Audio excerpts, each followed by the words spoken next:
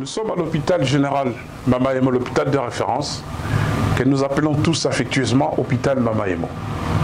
Cet hôpital a été créé en 1924.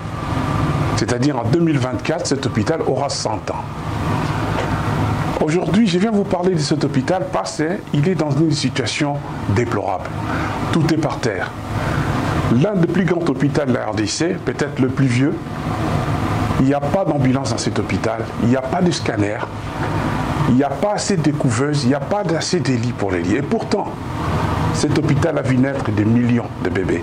Cet hôpital a soigné des millions de gens. C'est vrai, l'hôpital a vécu aussi beaucoup de morts. Mais je m'adresse à vous aujourd'hui au nom de tous mes amis et à mon nom personnel. Nous sommes l'association Aidons le Congo, une plateforme des associations basées en Europe. Nous nous sommes décidés, après le coronavirus, de lancer un appel à toute la diaspora pour qu'on puisse faire quelque chose pour Mama Yemo. Nous sommes plus de 4 millions à travers le monde. Parmi nous, il y a des médecins.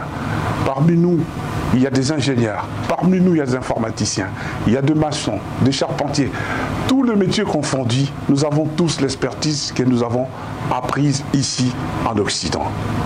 Pourrons-nous pas faire quelque chose pour notre pays, la RDC, et surtout ne rien faire pour cet hôpital qui se meurt? Le coronavirus a fait des ravages. Tous les pays qui ont connu ça sont en train de se remettre en cause. Nous étions épargnés, c'est vrai, il y a eu quelques morts. Mais regardez ce que le coronavirus fait au Brésil, aux États-Unis et ce que les Français ont vécu en Belgique. Nous avons perdu des compatriotes.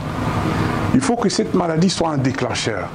Il faut que cela nous pousse à réfléchir, à voir ce que nous pouvons faire chez nous, sur le plan sanitaire. Voilà, nous venons vous faire cette proposition. Et si nous pouvons nous mettre ensemble, mutualisons nos efforts pour faire quelque chose pour cet hôpital qui va totaliser 100 ans. Tout est par terre. Chers compatriotes, demandons-nous aujourd'hui, qu'allons-nous faire pour la RDC, notre pays? L'actualité, c'est la santé. Pouvons-nous faire quelque chose pour Mama Yemo? Nous sommes des millions. Il y a des dizaines de différences. Donnez-nous vos impressions, donnez-nous vos idées, donnez des pistes, donnez-nous des suggestions, proposez-nous des choses. C'est dans ce mail qui est affiché en bas.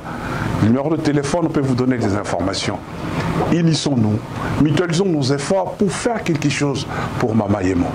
Nous sommes plus de 4 millions, j'ai dit, en Amérique, aux États-Unis, au Canada, ici en Europe, France, Belgique, nous sommes partout. Pouvons-nous pas faire quelque chose pour sauver cet hôpital, Mama Yemo, qui nous a vu naître, qui nous a soignés, qui a fait tant de choses pour nous?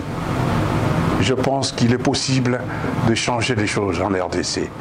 Les changements que nous voulons tous, c'est nous qui devons changer.